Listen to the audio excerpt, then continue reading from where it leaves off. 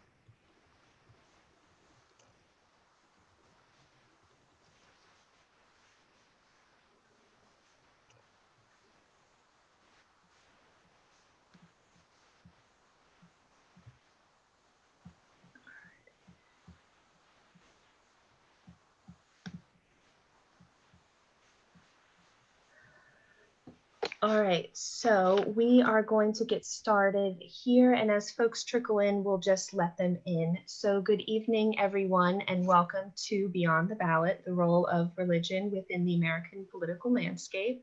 My name is Mackenzie Paust, and I am the Interreligious Dialogue Research Coordinator for the Khatib Program in Religion and Dialogue, located at the University of Mary Washington. Tonight's event, as with all of the work done by the Khatib program, would not be possible without the generosity of our benefactors, Dr. Reza Khatib and Mrs. Georgiana Clifford Khatib. We thank them for their continued support. And we also thank our program's director, Dr. Mehdi Amin-Razavi, Professor of Philosophy and Religion at UMW. He's here with us this evening, and we thank him for his work and leadership. For more information about our program, please visit our website. It can be found by searching Khatib Program in Religion and Dialogue on UMW's website, umw.edu. Dr. and Mrs. Khatib believe that it is only through mutual understanding and respect for each other's religions that tolerance and peaceful coexistence is possible. They are dedicated to supporting endeavors like tonight's event that expose and encourage the scholarly study of religions in order to offset hateful agendas and misinformation. We remind you that this is a space for everyone and a space for learning. We thank you for taking the time to join us. We will have a Q&A section of our program at the end of the evening. All questions should be put in the chat section of the Zoom event, and make sure that it is going to everyone.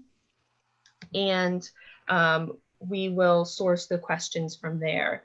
Our event is being recorded and should hopefully be uploaded with closed captions or an accompanying transcript in the coming weeks. Tonight promises a meaningful and timely conversation on how the United States' various religious traditions influence politics and our political choices well beyond the ballot. Please join me in welcoming our moderator for this evening, Dr. Jennifer Berry, Associate Professor of Religious Studies at UMW.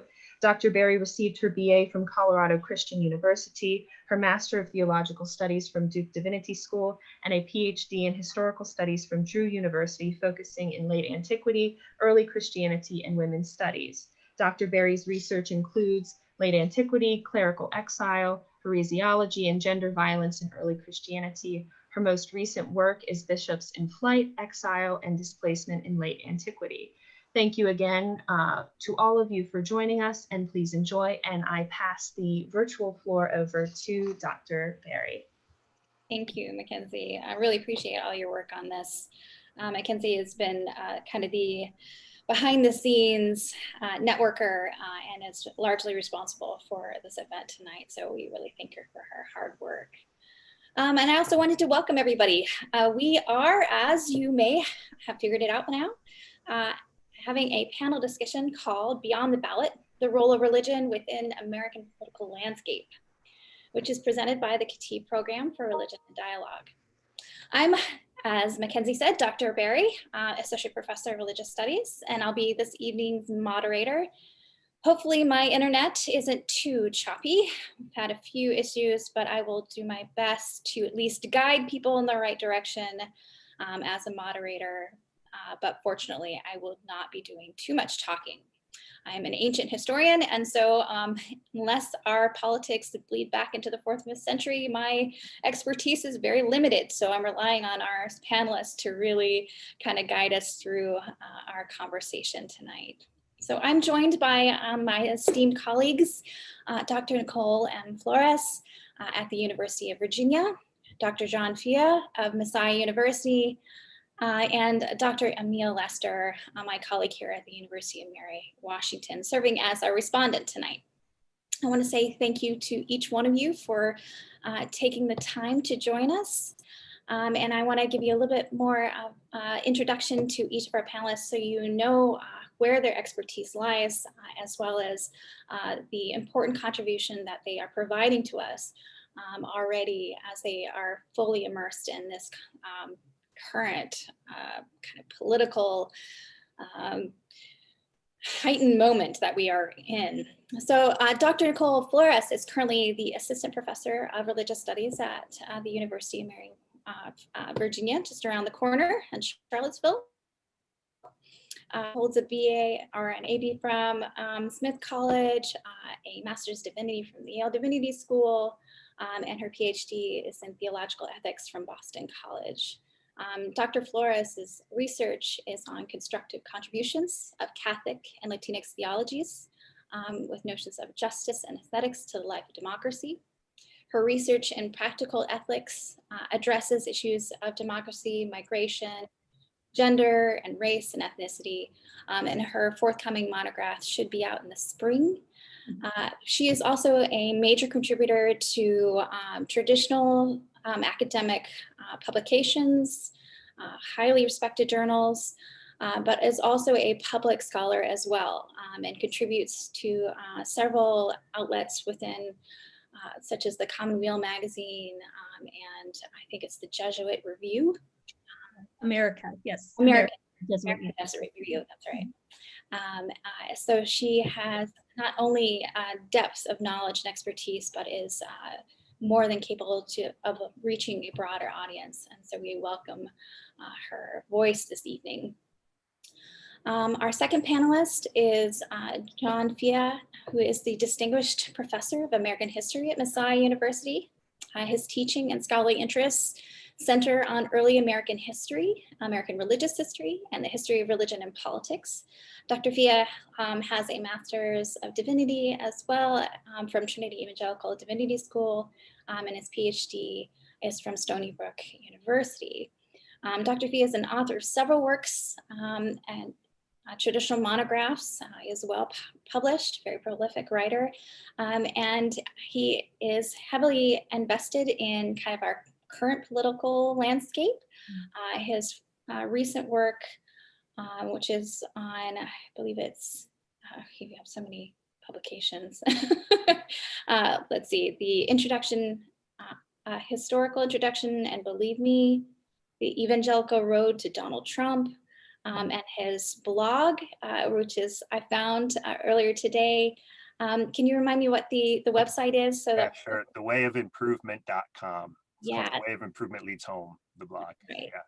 Yeah. We could have a whole other session on what that means, but we'll do. But has even a post as recent as today, kind of commenting on what's going on in our intense moment. And last but not least, of course, is my colleague Emil Lester, who is Professor of Political Science at the University of Mary, Washington. Dr. Lester received his BA from George Washington University, a Master's in Science from the London School of Economics, and a PhD from the University of Virginia.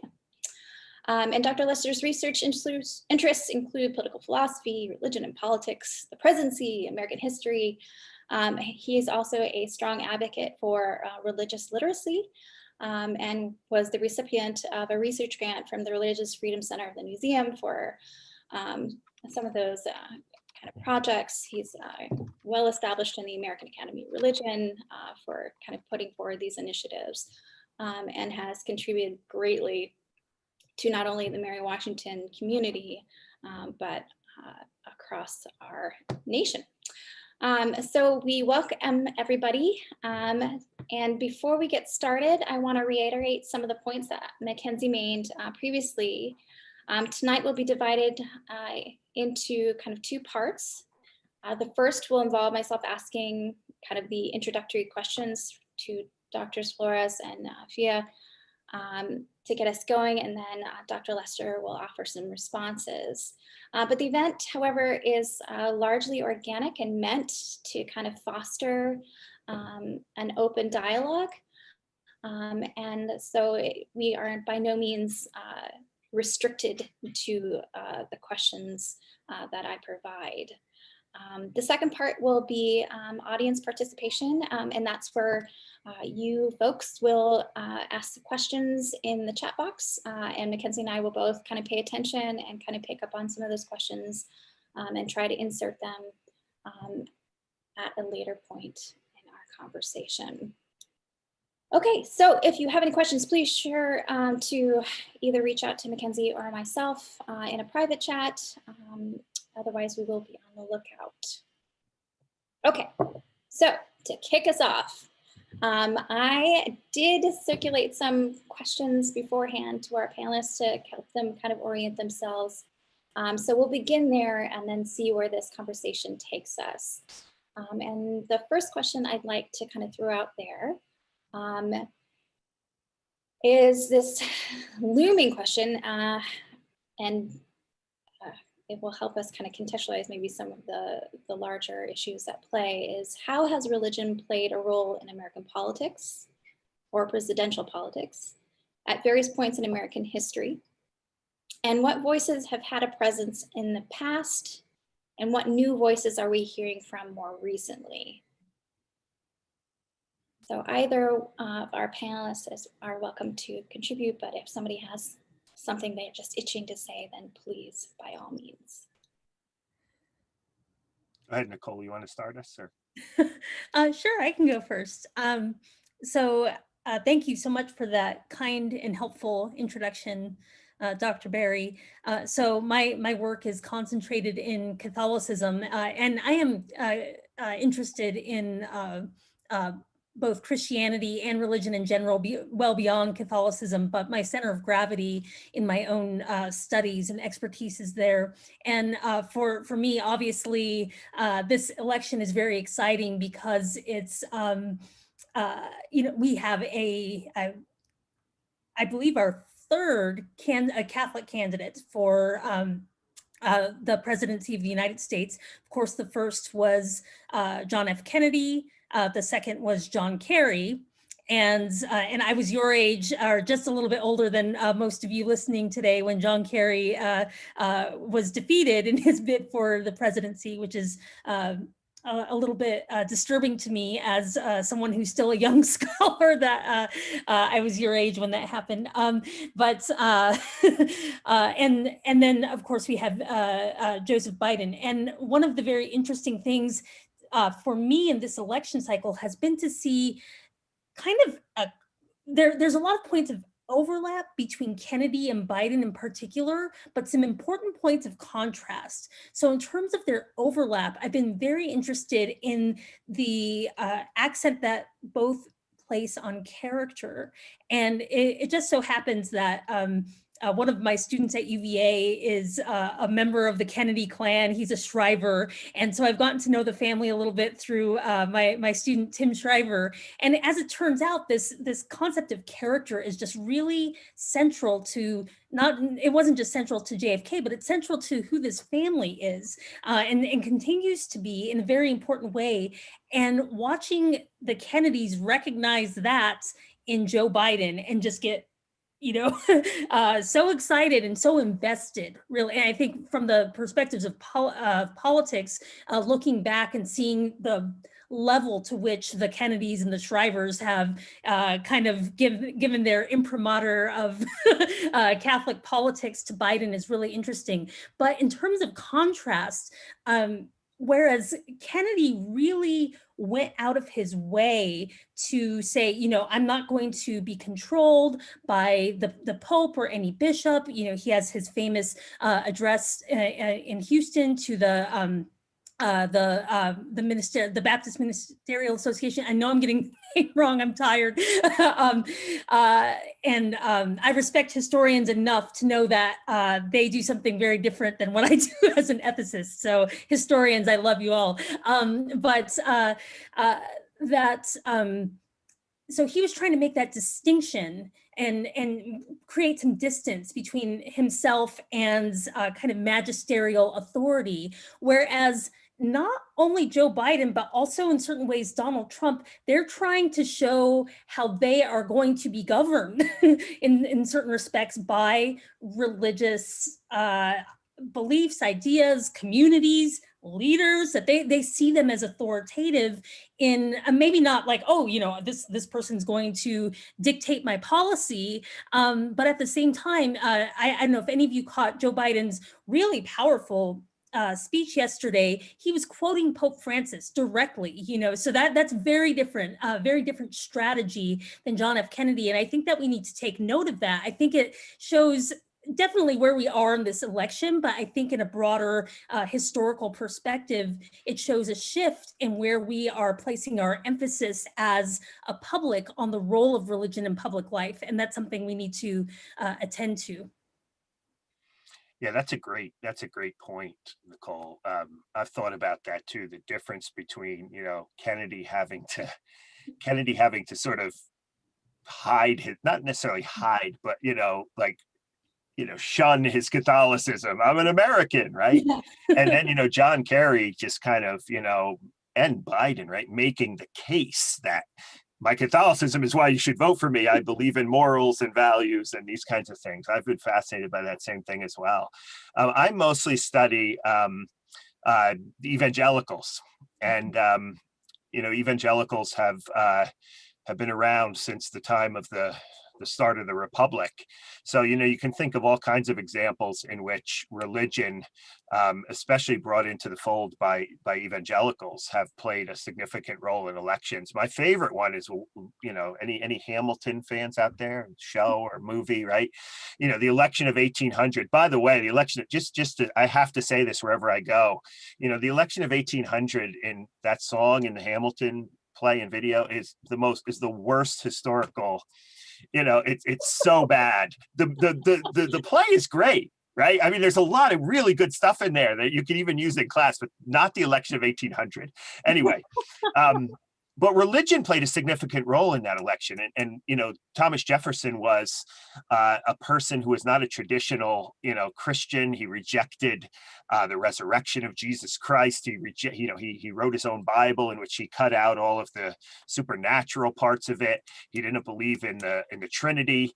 And there was this great fear among a largely kind of white evangelical Protestant nation, which was embodied by the Federalists, right? Those Hamiltonians, that, we're a Christian nation, right? How could we have an infidel, right? Was the word they used, running a Christian nation. And one of the things I love as a historian, I should say, about the event was, some of this, you hear some of the same rhetoric, right? All these New England and New York evangelicals saying, if Jefferson gets elected, he's going to come for our Bibles. He's going to close our churches down, right? I don't think anyone ever said, he will remove God from life or whatever, which in my tradition, that's Christian tradition, that's kind of theologically impossible. But you get the point, right? I mean, it's the same kind of fear, I think, and religion is often connected with that fear. you could think of other elections too. I mean, Professor Flores mentioned 1960 or 1960, which is a big one. One other Catholic candidate, Nicole, Al Smith, 1928. Yeah, yes, yeah, Irish Catholic who lost to Herbert Hoover, right? yes. And that was like, I think, the first time. Although I think Kennedy, it was a much bigger issue with Kennedy than it was it was with Al Smith. And then you have, after say 1976 or 1980, this idea of religion becomes a really dominant theme with the emergence of a Christian right in America, which kind of views much of politics through the lens of religion, right?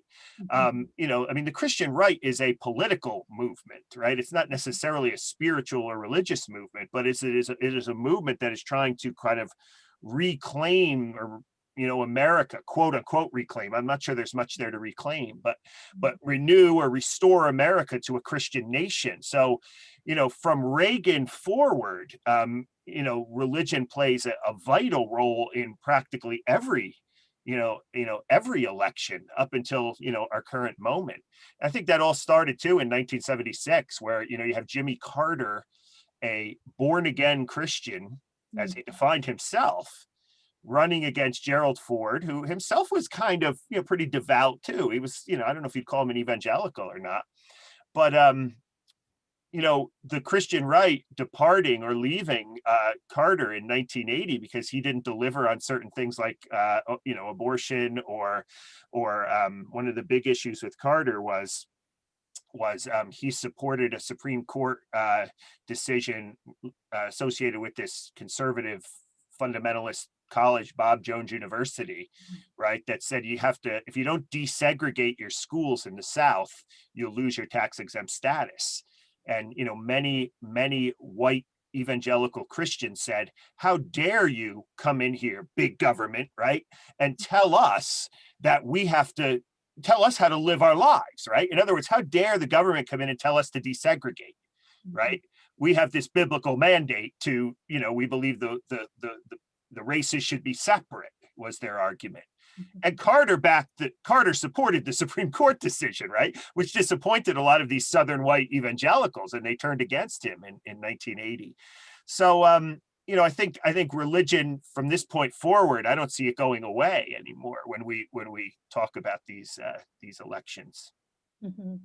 Well, and for an ethical perspective, the way we kind of take the question as ethicists is not asking, the more descriptive whether religion is involved in public life or in presidential politics, but from the ethical perspective, it would be how ought it be involved, or so I think because of this rich history of its involvement, that this question is not a straightforward one for ethicists at all. And I stress the Christian right, but I mean, I think Barack Obama was one of the most outspoken, kind of thoughtful, religious presidents that we have. I mean, I wrote a piece back when he first got elected, and it was a sort of a playful piece online in which I listed all of these things that Barack Obama said without saying it was Barack Obama.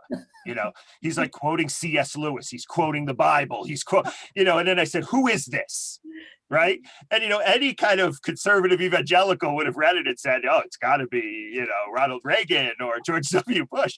But it was Obama. And then I went to unpack the piece, and I took a lot of heat for that because I suggested that Barack Obama may have been the most biblically literate president we've ever had. And this is from someone who's written a book about the founding fathers and religion, and they hardly even mention biblical verses and so forth, right? But it seems like it's always coming out of Obama's mouth. So it's it gets to that ethical question, right? How religion is used, right? It's not just by conservatives to sort of reclaim America, but also in terms of some kind of justice or a social project or something to that degree. Absolutely. Yeah.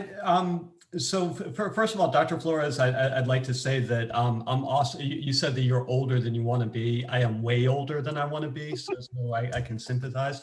I'm very jealous that you talked about the Biden and Kennedy analogy. I think that's fascinating, and I'm sort of smacking my head over here. I just finished writing a book about the American presidency that talks about Kennedy.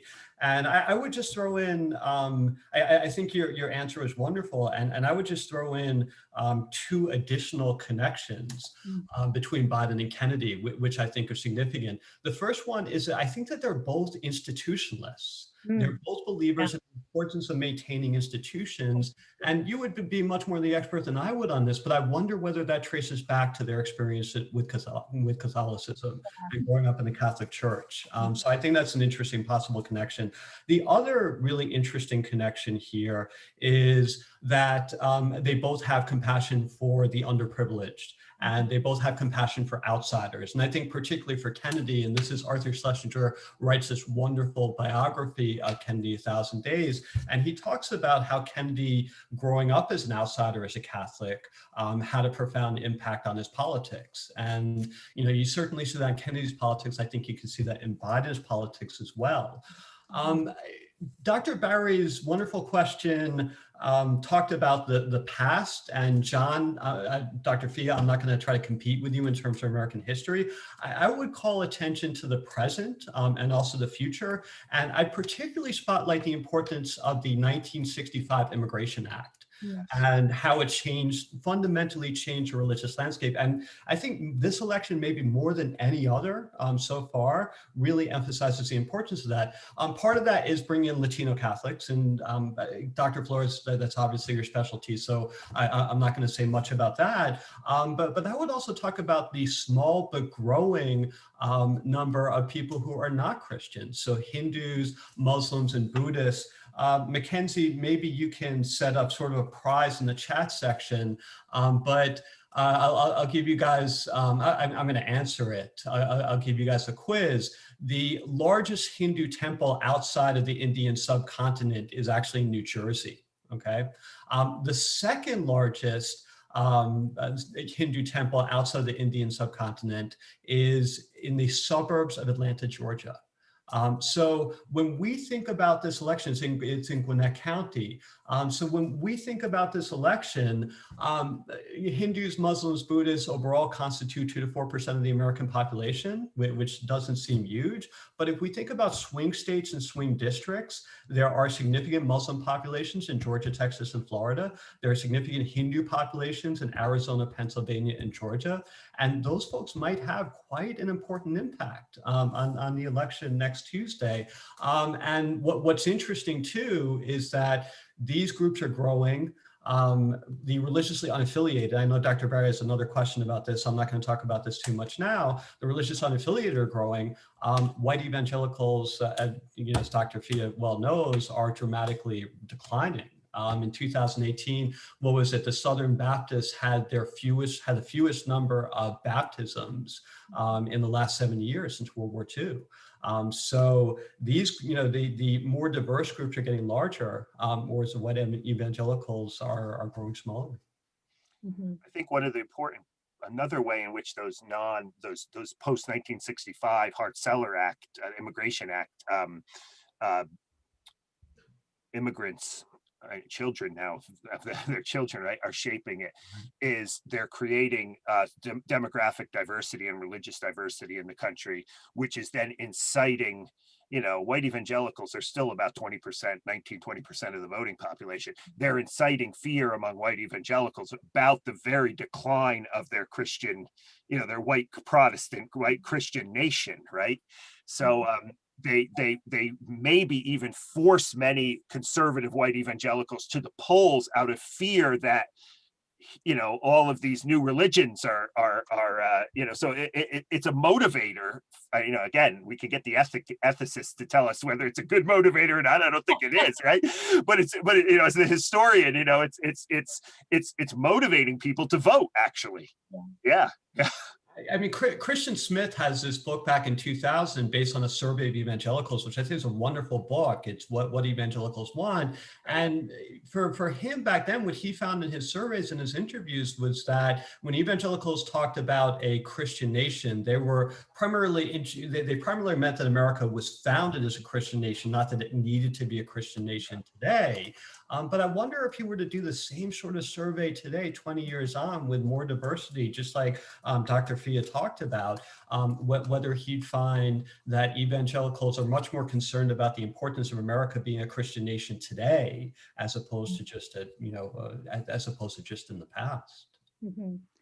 Very quickly, I love that you bring up institutionalism, because there's been more than a couple of people thinking about this, not necessarily, in think pieces about the presidency, but about the Supreme Court, because a question that's out there has been, how do we end up with this, now large majority of Catholics on the Supreme Court, when really a lot of the fighting for the Supreme, for conservative justices on the Supreme Court, the movement has, the Catholics have been involved, but has largely been led by white evangelicals fighting for the court. But a part of the responses that are emerging, I think there's a lot of good work left to do on this, both in relation to the courts and to the presidency, is this not only the religious and liturgical structures of Catholicism that lend themselves to that. I mean, we have our own law. We literally have a canon law, and there's canon lawyers,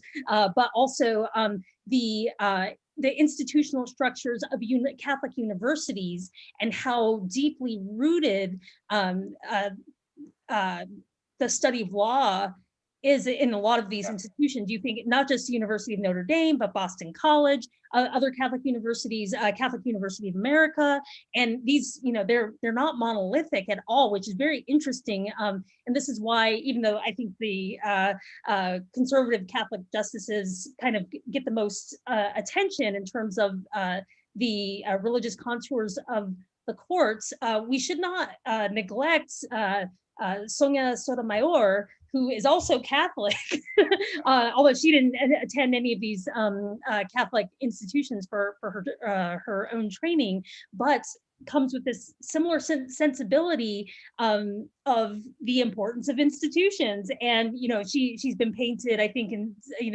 some public rhetoric as this radical liberal, but she comes onto the court as a moderate institutionalist who has, often ruled in that case. So I just love that you brought up that point, and especially because it's so timely right now. A lot of people are thinking about Catholics in relation to institutions, and that parallel that we see both in the, within the practices of Catholicism, but also in Catholic social thought, all the way back to John Courtney Murray, who was, also just a firm believer in the Constitution as a document that gives moral meaning as much as it does legal meaning. And then you have the white even. There was a great piece I saw somewhere where, I can't remember, it's just really recent, about the way white evangelicals are the word was outsourcing, the author used, outsourcing their Supreme Court decisions to Catholics, right? Yeah. Which raises this huge question about evangelicals, kind of their anti-institutionalism, and their, I'll speak to my own tribe here, someone who still identifies as an evangelical, sort of their anti-intellectualism, right? And their why isn't there an evangelical candidate for the Supreme Court? I think that's something we need to dig into a lot more deeply, and it could get in. I think it gets right into what you're saying, Nicole, about the commitment to the study of law within the Catholic tradition, the Catholic intellectual tradition, faith and reason, all these kinds of things that evangelicals just don't have, right? Yeah. Well, I'm married to an evangelical, so I want to defend a little bit. Have not to the same extent. To the same extent, thank you. Well, you're talking to one here too, so I got invited. I guess I'm smart enough to do this event, right?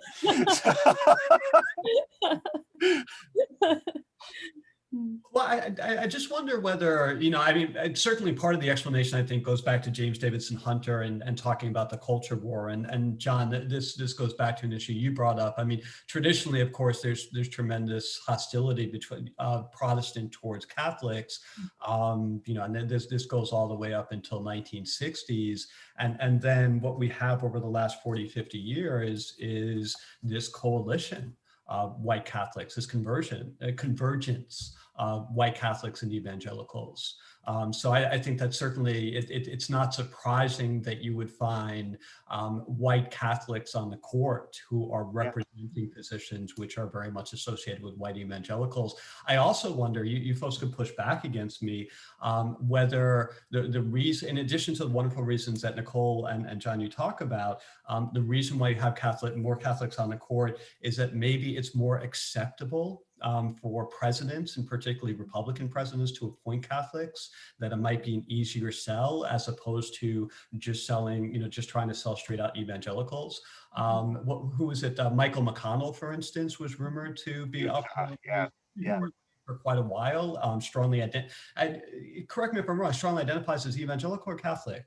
I think he, that's a good question. I've always thought, I don't know what his actual faith tradition is, but I've always saw him as a evangelical friendly kind of person. I don't know where It's interesting that he didn't get one of those seats. I mean, he was on the, he was on that short list, for pretty much, for every Bush nomination, for instance. And, I'm not sure I completely buy into the idea that it's easier to get a Catholic if you're appealing to, evangelicals. I just don't think there's a lot of evangelicals out there.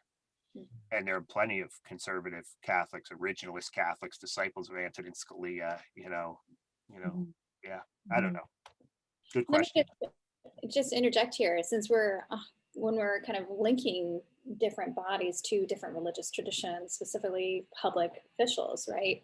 That lead us into kind of the second question that we had kind of percolating in the background, is that while the US Constitution specifically prohibits a religious test for public office, I mean, this is in Article 6, there seems to be, and as you guys are pointing us in that direction, there seems to be some sort of de facto religious test put in place for public officials.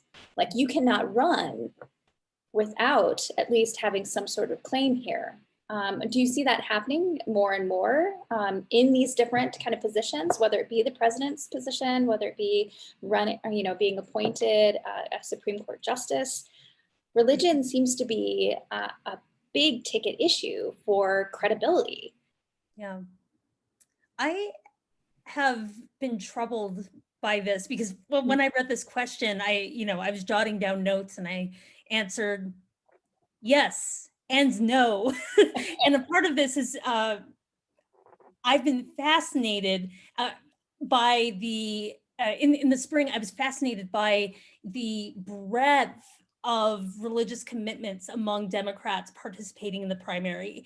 And while Joe Biden emerged victorious, I think that there are other scenarios that we could imagine where someone else might have, and a great number of those candidates, of course, Pete Buttigieg comes to mind for as someone with a particularly well-pronounced theological awareness and a public voice on these issues.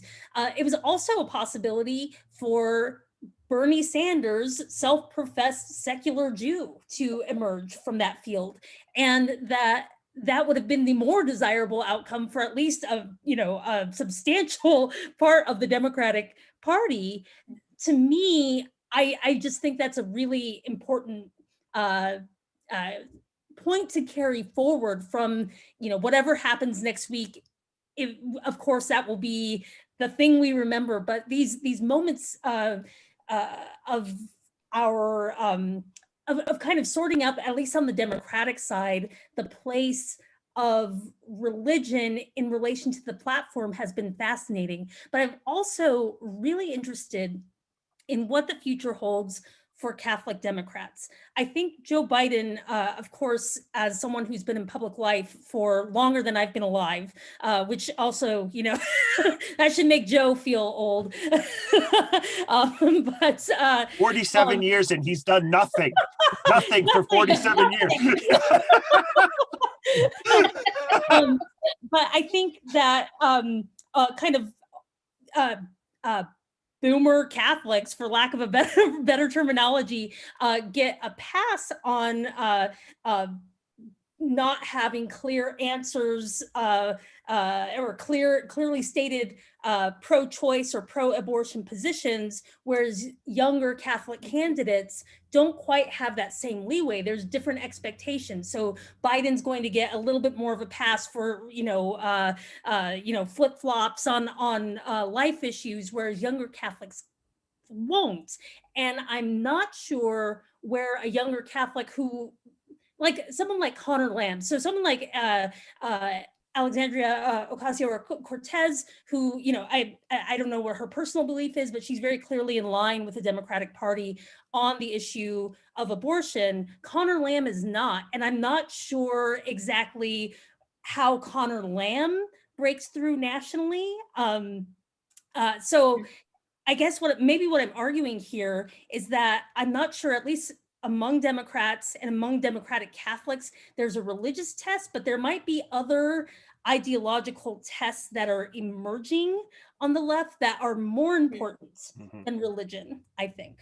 That do concern religious and moral issues, to be sure, but it's different, and of course, different trends are emerging on the right. Perhaps we could think of an analogous issue that would disqualify someone who otherwise, has conservative bona fides from, emerging to, but I don't know what happens to the Republican Party after Donald Trump, whether that's and whether that afterlife happens in a few weeks from now or 4 years from now. I don't know what happens to the party. Yeah, in terms of the test, right? The unofficial test, religious test. I think that's exactly right. I think there's always been an unofficial religious test until I think maybe, there was a certain something shifted in Democratic politics. I think in 1992 and it's some obscure example, but I'm from Pennsylvania, so I'm originally from New Jersey, but I've lived in Pennsylvania for a while, so I hear this story all the time.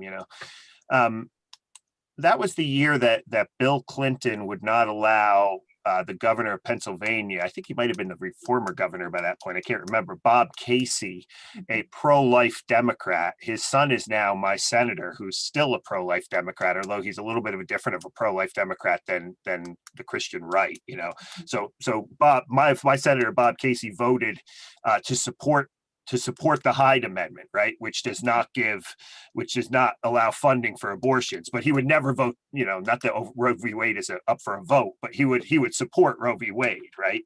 So, but Bill Clinton would not permit Bob Casey to speak about abortion at the Democratic Convention in 1992 because the official platform was pro-choice.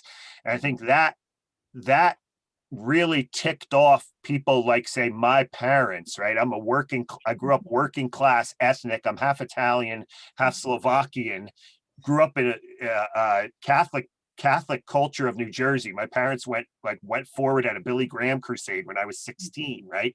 So I was brought up in that white ethnic working class, also, I'm not saying it was all good either, right? A lot of racism, a lot of this stuff. But I was brought up in that culture. But it was, I grew up Democrat, right? We were all Democrats. My grandfather was a Teamster, but we were also like incredibly pro-life, right? But when someone like Casey wasn't allowed to speak at the Democratic Convention, this ticked off my Catholic parents, and they've never looked back, or now evangelical parents, but they've never looked back, right? They've been Republicans from the beginning. Now, again, abortion doesn't always equate perfectly with religion, but usually abortion is debated within a religious kind of context. So I think, again, looking at the history here, I think, let's go all the way back to like 1800 again. Jefferson said he was an infidel, or they accused Jefferson of being an infidel, but Jefferson was able to articulate a vision of religious liberty that attracted all of the poor Methodists and Baptist evangelicals, because they had been persecuted under the Anglican Church, right? They had suffered under these established churches. So Jefferson, despite the fact that he was, irreligious, still there was still this this unofficial test, right? He's fighting for us, right? He may not be fighting for those Federalists who want religion and the state to be close together, but he's fighting for, us Baptists who have been, dunked in the river and persecuted and, all these other things. And so I think both Democrats and Republicans, I think until the 80s, 90s, they wanted someone who could at least speak the language of Christianity, whether it was evangelical Christianity or some kind of, Abraham Lincoln-esque kind of, appeals to civil religion, right? Or, reference in the Bible here and there, saying, read Lincoln's second inaugural where he makes these appeals to the Sermon on the Mount. I think today in the Democratic Party, to talk about religion as a political, as a way of attracting voters, I think like when Joe Biden talks about religion, and I could be wrong about this, Nicole, you could correct me, but it almost seems like he's talking about, he doesn't need to talk about religion to talk to the base. Yeah. He talks about religion to get independent voters, right? Or he talks about religion to get, evangelicals who just hate Trump, but just can't get themselves to vote for Biden. But yeah, he talks about faith. Maybe that'll make me sleep better at night if I pull the lever for Biden. So, I think that the Democratic Party, if it would have its druthers, is kind of, I think, moving in a very secular direction. And I don't know where sort of a pro-life Democrat like my family's upbringing or someone who takes faith seriously kind of fits in the future trajectory. I think there's a lot of people like Jim Wallace from the evangelical left and so forth who would like the Democratic Party to be more conversant in religion. But I don't see the trajectory kind of moving in that way. Ocasio-Cortez is interesting. I mean, she identifies Catholic. Yeah. And I just saw an interview with her the other day where she spoke in very kind of, she mentioned like the Holy Spirit in like an interview, I mean, most white evangelicals would freak out if they heard Ocasio-Cortez mention God or the Holy Spirit, right? They think she's the devil incarnate, right? But, so yeah, just kind of, that's just some random thoughts about that. Yeah.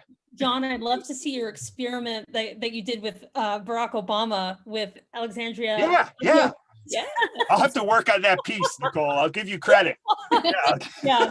Well, and it's really fascinating too, because I don't think we've brought in a racial or ethnic, we have brought an ethnic dimension, but a racial dimension to the conversation. Who gets to claim religion, in public life, and despite still, even with increasing numbers of nuns, both nuns, N-O-N-E-S, within both Black and Latinx communities, the communities are still overwhelmingly religious and growing. And in the case of Latinx Christians, not just Catholics, but across the board, Christianity, and even beyond Latinx Muslims, there's plenty of Jews who are Latinx as well, in the United States. And these communities are not experiencing some of the decline in population or birth rates, and are, as we've already mentioned, even more well established in swing state suburbs. It's very interesting, this language of, we need to reclaim the suburbs. I'm sitting in a lovely suburb right now, and I'm surrounded by primarily Black Christians who live near me, and who bring to the table of many religious issues, but they're I think it's a very delicate issue, and perhaps one that we have more time to address and do justice to. But this association between Christianity and whiteness that has been not the only story, but certainly an enduring and pervasive one in United States history, that continues to influence how we talk about religious issues. Even that abortion is a dominant issue when there are other extremely weighty moral issues that are that are being dealt with within our national life. Immigration comes to mind as, the one that, perhaps in a parallel universe would have more attention drawn to it, especially given the way that the inability to reach some sort of better solution on this has affected children in a very direct way, that you could see that some of the aspects that disturb many pro-life people about abortion are also present. Some of the moral aspects are present in questions of immigration right now, and yet it isn't, the top, top line issue on, your Catholic voter guide. At least the popular ones. The bishops are pretty clear that these are all life issues and are of equal weight. But there's this language of, oh well, abortion is a preeminent issue. And actually, I love your both of your perspectives on this, but that thinking about abortion as being almost an issue of singular importance, or maybe the first among equals, but a singular importance. To me, it seems that it's perhaps more evangelical than Catholic, and maybe one sign of the convergence in the context of the culture wars of Catholics and evangelicals on that issue.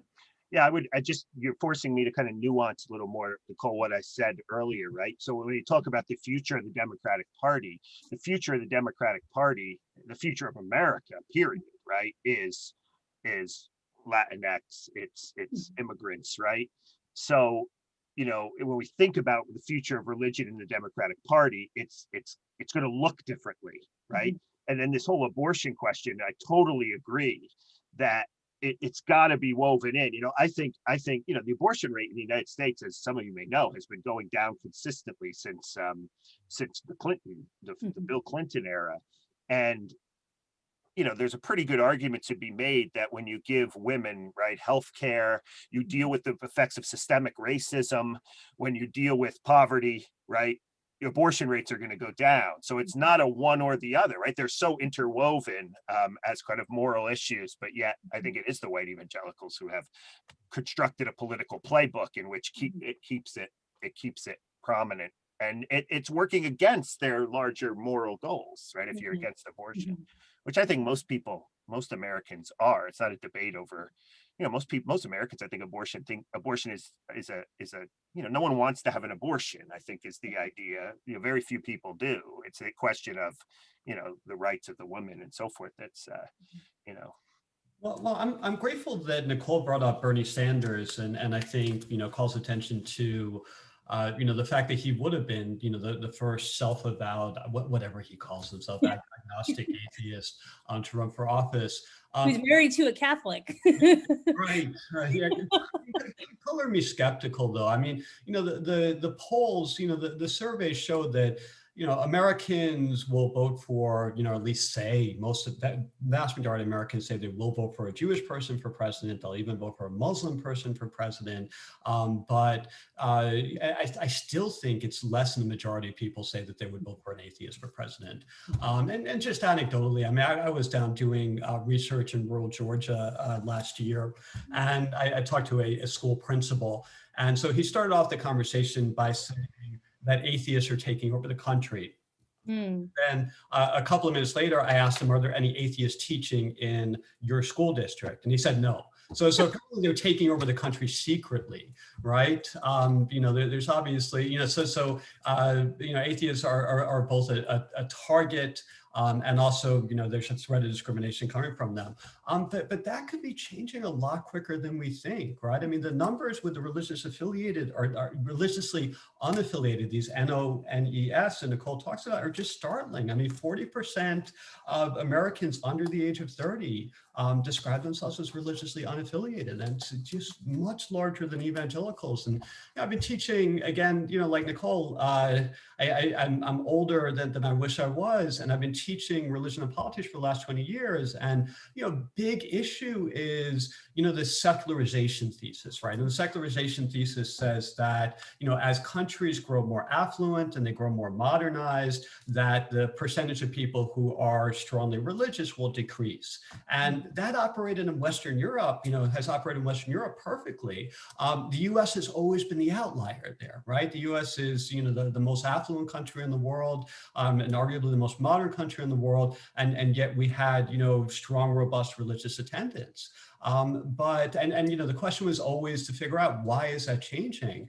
And I think that, the strong possibility for the future is that we are going to be like Western Europe, that, it's just that we were sort of late to the party. And, to go back to what John was talking about, I find it really interesting that when Barack Obama ran in 2008, he felt that he needed to make a strong outreach to evangelicals, right? I mean, so he went to Rick Warren and Saddleback Church, and he had Rick Warren give his invocation in the 2008 nomination. And, Biden, he had an evangelical outreach coordinator and things like that. Biden hasn't done that. And, I wonder whether that's partly because he just doesn't feel that he needs to do it. These folks are either voting, clearly in the back for Republicans or for Trump, or they're just not as important as they used to be. Although the coordinator for Believers for Biden is an evangelical, Joshua Dixon. Yes, but he's coordinating kind of all of the groups. And I think evangelical outreach is one dimension of his work. I think if you compare Biden to Hillary in 2016, Biden's doing much more. I think Hillary Clinton, it's her people, right? Have even admitted this, that they thought they could win without white evangelicals. And in some ways they were right. They won by 3 million votes, right? So it kind of worked, right? But not enough to win the Electoral College.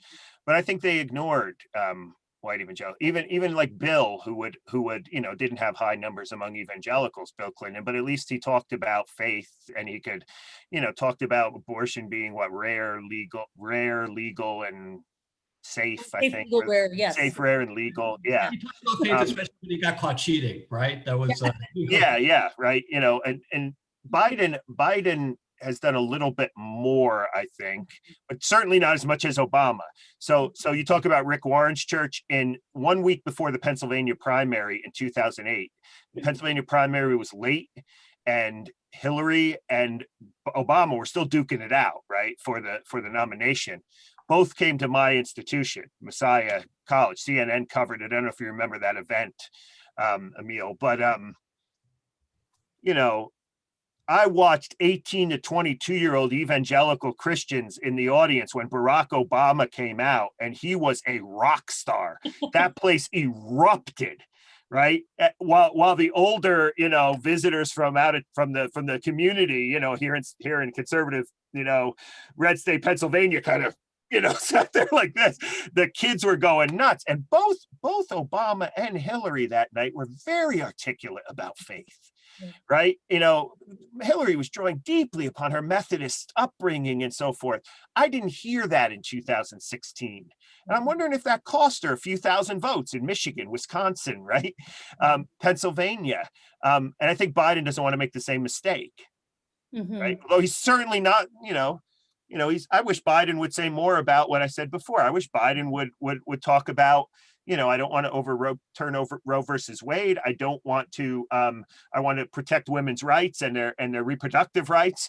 But let's try to figure out how my positions on, attacking systemic racism or poverty might reduce the number of abortions. That's all he has to say. And those people who hate Trump but can't bring themselves to vote for Biden would go with Biden, within the white evangelical community. It's not hard. Well, it's fascinating. I don't know how many of you listen to the New York Times, The Daily podcast. They have these fantastic reports from the field where they've done a number of things, one on former convicts in Florida and how they're learning, to vote now that, many can, and what that. I saw that today, yeah. Yeah, but one that really captured my attention was a recent one on suburban white women in Ohio, some of whom either voted for Donald Trump or Gary Johnson as a third-party option in 2016 rather than Hillary Clinton, but who now support Barack Obama and were kind of Barack Obama, geez, Joe Biden. You can tell what my generation is. Barack Obama is, like the president in my mind. When I get tired, Barack Obama is the first name that. I wish he was president after watching his speech the other day. Yeah. That was incredible. He has the gift, that's for sure. Come back, please. But some of the reasons that the women gave, they were. I encourage you all to go find this podcast. I've been obsessed with it. And honestly, again, as a suburban woman, who's been really attentive to the messaging that's been disseminated towards suburban women. But these women saying, one in particular said, when Hillary Clinton came out and very forthrightly defended what she heard was a defense of late-term abortion. And she said, I just couldn't. I voted for Gary Johnson, or maybe this particular woman voted for Donald Trump, but there was a real that was a real sticking point. But when they were interviewed, again, these journalists did a fantastic job with this story, because these women are now, supporting Biden. They're in a full-throated manner. Their fingers aren't crossed behind their backs.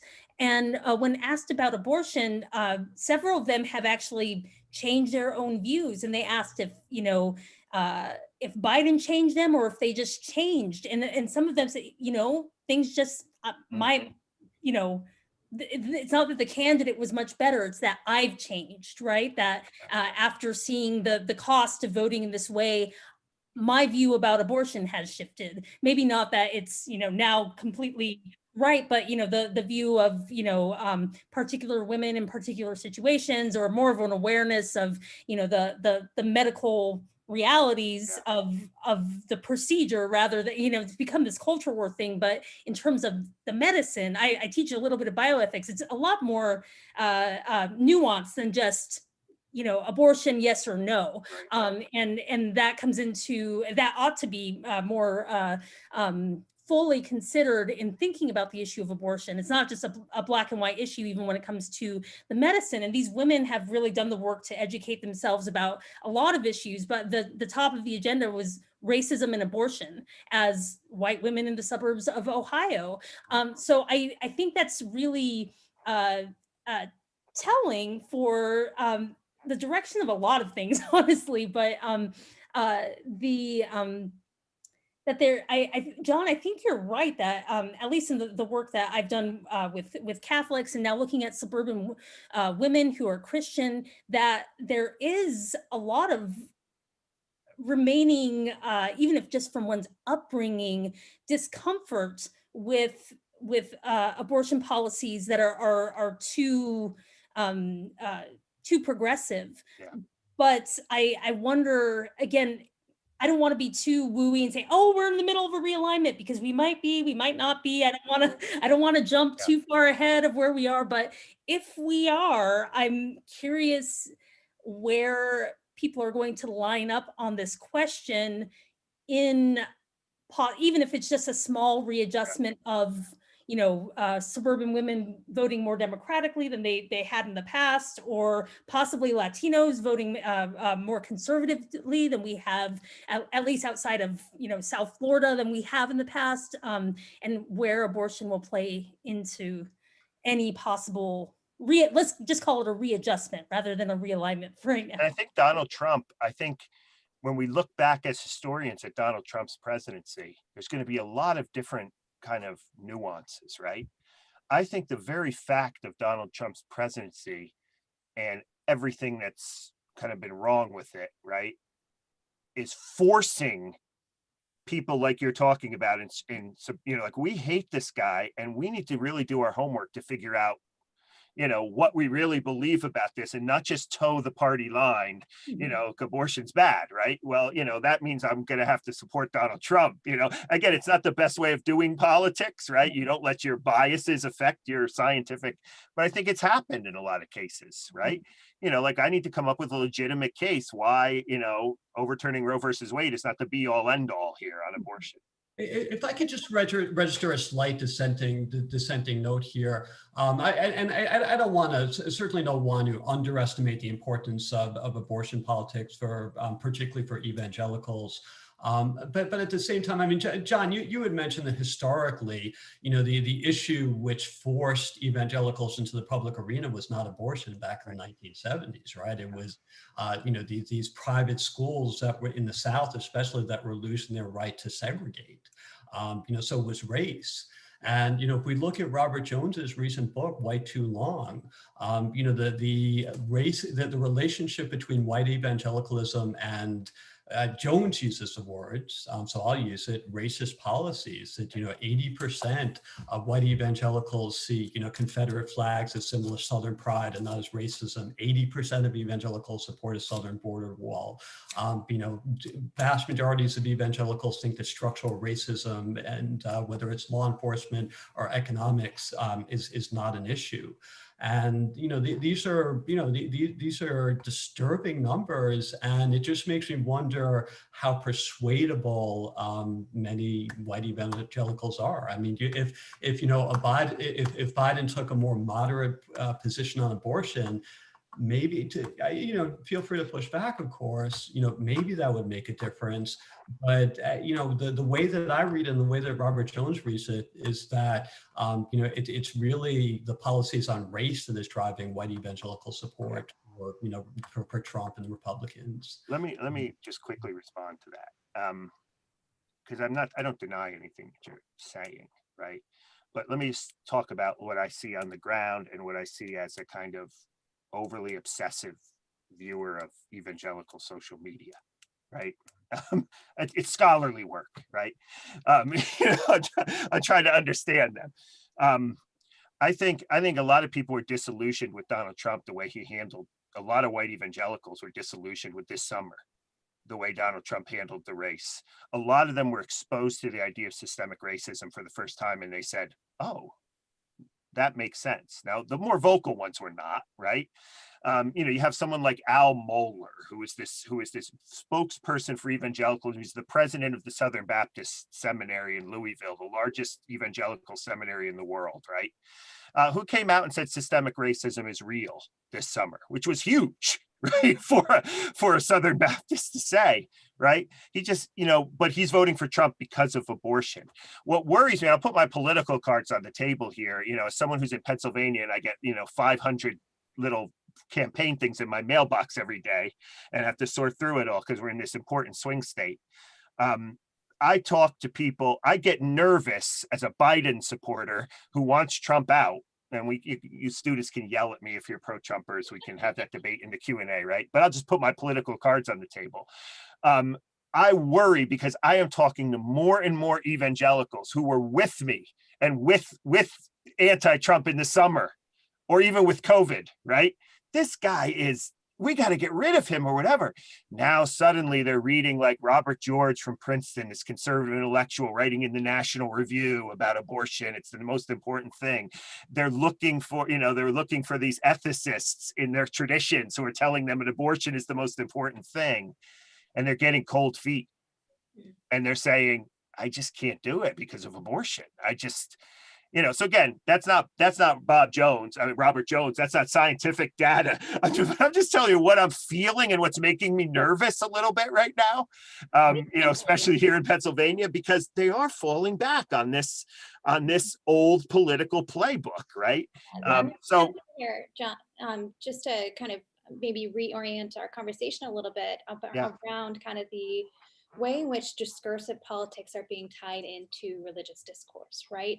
And how discursive politics, like a cultural war topic such as abortion or even systemic racism, right, can really be activated at key times to influence, right? And so that's that's what's so fascinating to me as I kind of watch these headlines unfold in these last weeks, right? When everything's getting ramped up to like 110, right? Because, you vote or you die kind of mentality, right? Democracy will end if Trump Right. doesn't get elected.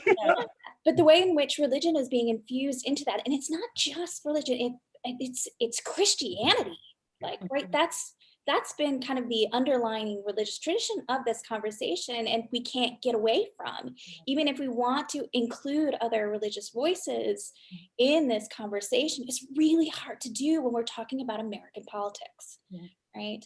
And I think you both are pointing out, and Emil is kind of pushing us in that direction of the ways in which these conversations are being kind of propagated. They're being used as ammunition to motivate turnout, right? Well, and I would like to take kind of a both and position through here that yes, abortion is this, it's this thing that's being called out every time I write something in social media that, explores another issue within Catholicism or another moral issue. But abortion. What about abortion? Yes. But also I think that, actually I have Robert Jones' book sitting on my desk on the other side of this wall, ready to be read, but I've not had a moment because I have a toddler who demands that I reread the same I'm a Bunny book, 50 times. But this ability to leverage these symbols, I think, is really tied to the relationship between white supremacy and Christianity in the history of the country. So and that's why it's a very delicate situation when I start hearing reading think pieces or hearing podcasts talking about the coming emergence of conservative Latinos, because I'm positive that there are, especially among Latino men, I think Trump's going to do better if the polls are indicative. He'll do better with Latino men than and with Black men than he has in the past, at least in 2016. Just for a little bit of my own backstory. So my own father, he's a welder. He's like, I'm like Tim Kaine. We both have welders for fathers. And, he's a second generation Catholic Mexican American man who grew up in rural Nebraska. And in his very first election, he voted for Ronald Reagan because that's who everybody in Nebraska was voting for. He didn't even know that there was another guy to vote for, right? Like everybody was voting for Reagan. And he's very Catholic, very socially conservative. And I've often, and he's also experienced tremendous amounts of racism and discrimination in his life. And I've talked to him at length on a number of occasions. Dad, why aren't you a Republican? You abhor abortion. You're very conservative, just on a basic level. And he's like, I can't, this party stands against my interests as a non-white person. I can't vote Republican. It would be voting against myself. And that's where I think where you're pushing us, Emil, to complicate this view of the role of abortion in all of this equation. I don't have a good way to describe in a very precise manner the links between abortion and whiteness, but there's something going on there that I think even, non-white people who oppose abortion on moral grounds aren't necessarily going to hear it as the same dog whistle as white Christians in terms of voting. Not exclusively. I clearly there are Latino Christians who will hear it that way, but I think it's a different issue when we take the racial slice of. I think we're talking about two different things here. I'm talking about sort of the way white evangelicals, what's gonna change their mind at the last minute, right? and I think Emil and Nicole, you're talking about kind of taking an outside kind of scholarly perspective on this. What's really motivating you, right? As opposed to what I'm talking about, what they're actually saying, right? It's abortion. They don't understand the way it's deeply embedded with. I think you're right, with race and so forth. I think you could say the same thing about your father, about the African American community. From I haven't looked at statistics in a while, but they're largely the majority are pro-life on abortion, right, and traditional marriage, if I'm not mistaken. But yet they would, most of them are not going to vote for a Republican, right? It's the same type. It's the same type thing at work. Yeah. Well, John, this is. Remind folks that they can put questions in the chat box. So we should be moving towards, as we're like inching towards 8:30. So I want to make sure that our viewers have an opportunity to insert their questions as well. But sorry, go ahead. Yeah, John, I mean, this is just an anecdotal example, but, again, in my research in Georgia, and I wasn't looking for this. So I attended a meeting with a Georgia school superintendent who is also a Baptist minister. So incredibly hardworking guy, obviously, right? I mean, he's not busy enough being a school superintendent, but he's a minister on Southern Baptist minister on the side. And the issue of clubs in schools came up, and so so somebody raised the question of can you have a Satanist club in a school, right? And this superintendent spontaneously brought up, he said, we've been having the same issue with Black Lives Matters clubs in our school. So putting Black Lives Matters clubs and Satanist clubs into the same basket. This was 2 years ago. So I've had, I know you've had your conversations, and John, your outreach to evangelicals is far greater than mine. But there are conversations that I've had suggested anecdotally. I mean, abortion is. I don't want to say. I certainly don't want to say it's not sincere. I think we're talking about the different sides of the same coin in some ways. Maybe we're not, but yeah. The other thing which I would just bring up, which I think is really important for this election, to be honest, and you folks can push back against me, there is research associating religious fundamentalism with right-wing authoritarianism. And there are a couple of reasons for that. One reason is, especially for Christians, is belief in premillennialism, belief in literalism, belief in the devil. These are all correlated with right-wing authoritarianism. And given that the Republican Party is trending towards becoming a white nationalist and increasingly authoritarian, party, I think it's something that we as Americans really need to think about, that there's this connection between the fact that, the Republican Party is going in the direction this is, and the primary base in that party are white evangelical Christians. Yeah, I think you see this a lot with rhetoric from some of the leading Christian leaders, people like Franklin Graham and so forth. I definitely agree with that. I know they start talking about, I picked this up a while ago at watching kind of these guys, they're mostly guys, except for maybe Paula White and a few others, right? But watching these guys sort of saying things like, there are forces at work within the Democratic Party who are trying to, right? Anyone who grew up sort of evangelical or is familiar with the evangelical culture, like, what he's kind of talking about, right? There are these forces, right? These it's appealing to this kind of evangelical, kind of language without really coming out and saying that. Like, some have come out and say, like Robert Jeffress at First Baptist Dallas and others are saying, the Democratic Party is the party of Satan, or the Democrat, it's evil, and but others are much more subtle, right? They're playing this language. It's like when Mike Pence every day after the coronavirus hearings back in April and March would say, like, we're gonna get the doctors, masks, and so forth, and we're gonna, quote, heal this land. He would always end. I mean, that's just a buzzword. It's 2 Chronicles 7:14, right? If my people will, I mean, some of these leaders are masters at playing upon these, I'm getting off track now, but these kind of evangelical metaphors, Yeah. Okay, we do have some questions from the audience, and since we're running out of time here, I do want to turn to those. So we've got a question from Andrew Sharp to start us off here. It's related to discussion of the courts. It says he's curious of the panel's thoughts on whether abortion may be the less salient issue now that Trump has appointed more 25% of all active US federal judges, and of course, ACP to the Supreme Court. Is that success enough to maybe push other issues to the forefront for Christian Republicans? Like, are we able to move past now that the court seems to be stacked? I don't think so.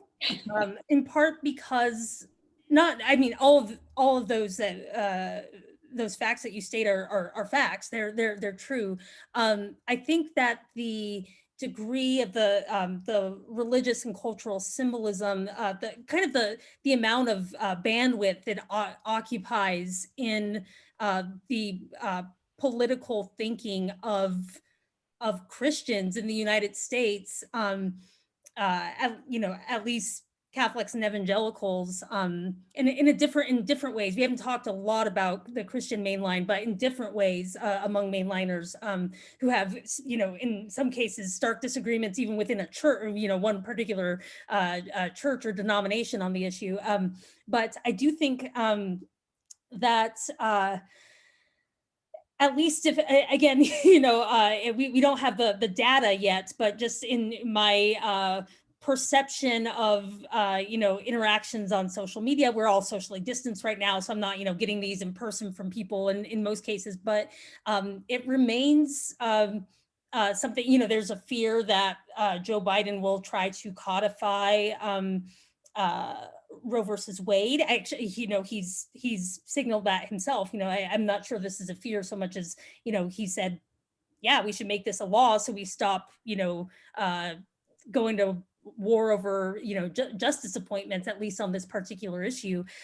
So I think that it will continue to motivate. And then, a really interesting phenomenon of this particular election is that, more than a third of expected votes have already been cast. So some of those have been cast with the hope of, if something had gone wrong, with the issues of abortion kind of still as they were even before Ruth Bader Ginsburg passed away, may her memory be a blessing. That I voted before that happened. So, I think, this particular election is going to be fascinating in terms of looking at various slices and when people voted and how and and what issue, what was the news at that time. Like, my vote doesn't account for Donald Trump getting COVID.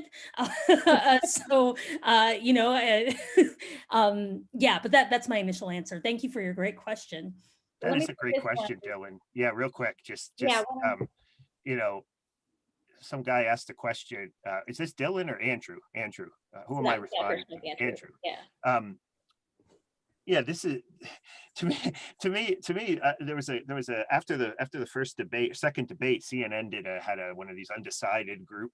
That what did they think? And there was this like doggedly pro-life young man, who floated this exact same thing out. I'm totally am pro-life, and that's why I'm voting for a Biden, because we got our 3 Supreme Court justices. And like the panelists on like Jake Tapper and all these guys, it was like, like, we've never heard this before. What is this? I've never heard this argument, right? But I think the Christian right is about power, right? It's about holding and controlling the levers of power. And power, I'm an 18th century historian who studies the American Revolution, right? The founding fathers said power is kind of this encroaching thing. You want more and more of it, right? So, I'm not expecting them to kind of let up on the pedal now, right? Because they got 3 Supreme Court justices. I'd be surprised. Yeah, I agree with Nicole. Can I combine the last 2 questions there? Maybe that will help us kind of close up some of these conversations. Sorry, interrupt here. I just want to make sure that there seems to be this kind of underlining question about how is it chicken or the egg? Like, do politicians have a religious kind of tradition that they gravitate towards initially, or is it the issue then that's going to kind of pull them towards a specific religious tradition? And I think that's kind of a fascinating one that maybe our panelists can kind of help us close out with. What comes first? Is it religion or is it politics? I guess, Donald Trump has kind of, I don't think he's the best model for thinking about this question, right? I think he could care less about his evangelical base. I mean, maybe I'm being too unfair to him. I think, he's used them very well and played them very well. So, I mean, I don't. But yeah, maybe someone else could take that. Yeah. So Jennifer, I think it's a great question. I think it depends on the election. I actually don't think that this is a religion and culture election 2020. Religion tends to be more of a back burner issue when it comes to electoral politics and presidential politics, to be quite honest. So, in 2000 and in 2004, when more so in 2000, when the economy is doing pretty decently, and certainly in 2004, we get into the Iraq War, Bush really runs on culture issues, right? Remember, it was, the 3 Gs, God, guns, and gays. This is not a religion election. This is a COVID election. This is an economy election.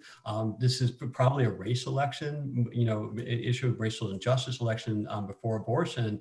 But that said, just really quickly, one of the interesting things that I think we need to take account of, and I think Nicole did talk about it before, is even though religion is not an issue in these elections, religious groups can still play an incredibly important role. And I'm thinking particularly the role that Black women churchgoers in South Carolina played, in making sure that, because obviously they played an incredibly pivotal role in making sure that Biden was the nominee. That's where he started his comeback, and not Bernie.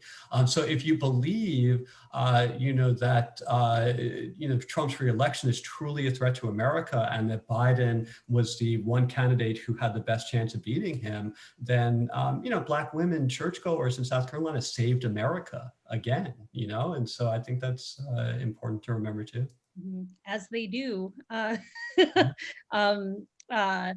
Yeah, I think, Dylan, it's a fantastic question from my perspective as a Catholic, because I think that there's a lot of discussion amongst ourselves about whether politics has come to polarize the Catholic Church in ways that are, at least from the perspective of a church that's try to hang together, through some through some stuff.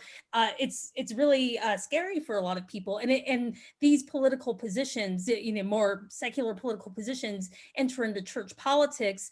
And Pope Francis recently released a new encyclical called Fratelli Tutti on it's on brotherhood, or brothers and sisters all would be the translation.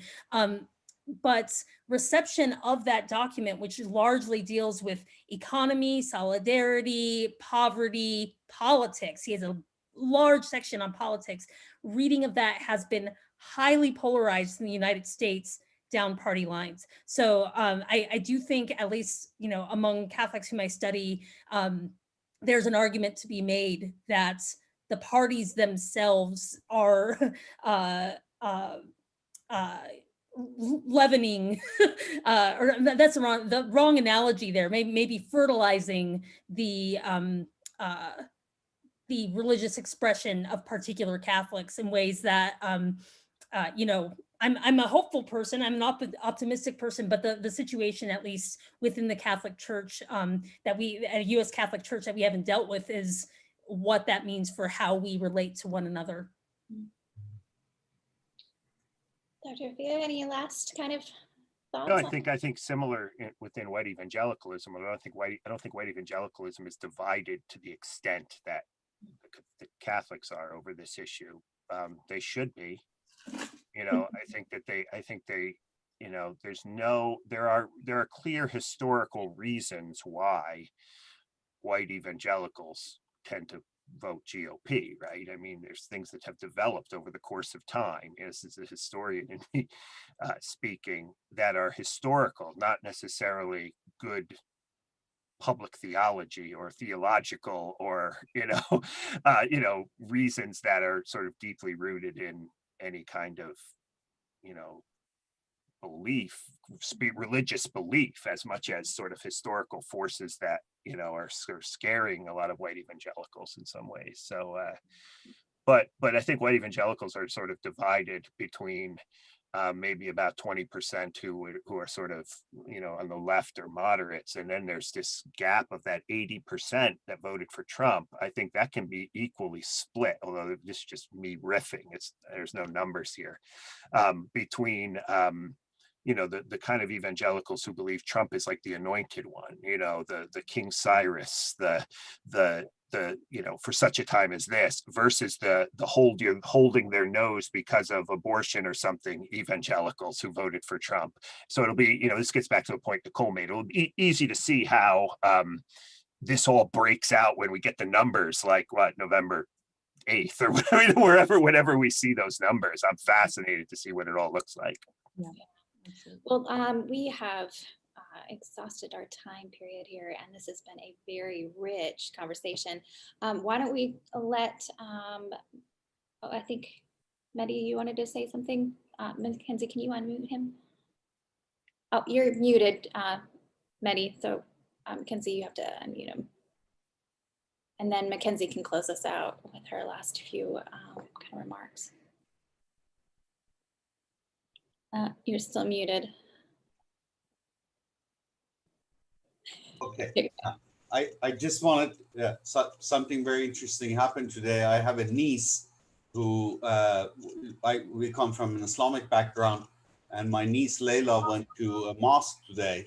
There was a death in the family, and she went there for prayers. And she said they brought a whole bunch of bags full of goodies and so on, with a letter attached to it from Donald Trump. He is distributing bags of goodies in mosques, and the letter says something like, I've done more vote for me, I've done more for Muslims than any other president ever. She took pictures of that. I'm going to send that picture to Mackenzie, and she can distribute it. I'd love to see that. I'd love to see that picture. Yeah, he's done more, probably since Abraham Lincoln, right? He's done more for the Muslims. Your next blog post. Their outreach program to Muslims is, I guess, there. I didn't know that. Yeah, that's great. All right, well, let's turn things over to Mackenzie, but I wanted to say thank you to everyone. This has been a very rich conversation, and I've learned a great deal. This ancient historian has updated some of her knowledge of American history. Thank you, Jennifer, for the great questions. Thank you. Thanks. Thank you again for everyone who joined us this evening for our little conversation beyond the ballot. It was presented by the Khatib program. So again, we want to extend our thank you to our benefactors, Dr. and Mrs. Khatib. For more information about our program, you can go to the website, but what we can also do is maybe circulate some of these questions in a follow-up email to some of our panelists. If they'd like to kind of type something up, we can always share that on our website. And our hope is to get this evening's conversation uploaded to our website so people can kind of come back and reference. Of course, it would be up to the panelists themselves, but their affiliations and their universities and where they're from. I'm sure they would be willing to kind of hear some of your ideas or respond to some of your emails, more questions, kind of keep the conversation going. So again, a huge thank you to everyone who joined us tonight, and especially to our esteemed panelists, to Dr. Nicola Flores, to Dr. John Fia, our wonderful respondent, Dr. Emil Lester, and our distinguished moderator, Dr. Jennifer Berry. Thank you for stepping in to kind of lead us and guide us. And so thank you also to the audience for your thoughtfulness, those questions that you did give, your participation. You helped to make this event what it was. And so again, visit our website for more information on the program, on interreligious dialogue as kind of this up and coming movement that's really taking foot in the United States, for our upcoming events and programming. And if you have any further questions, feel free to throw them into the chat. I'll stay on for a little bit to kind of monitor that. But thank you so much, everyone, for joining us, and we hope that you have a great rest of your evening. Thank you. Well, Thank you. bye. Good night. Thank you. All right, thank you so much.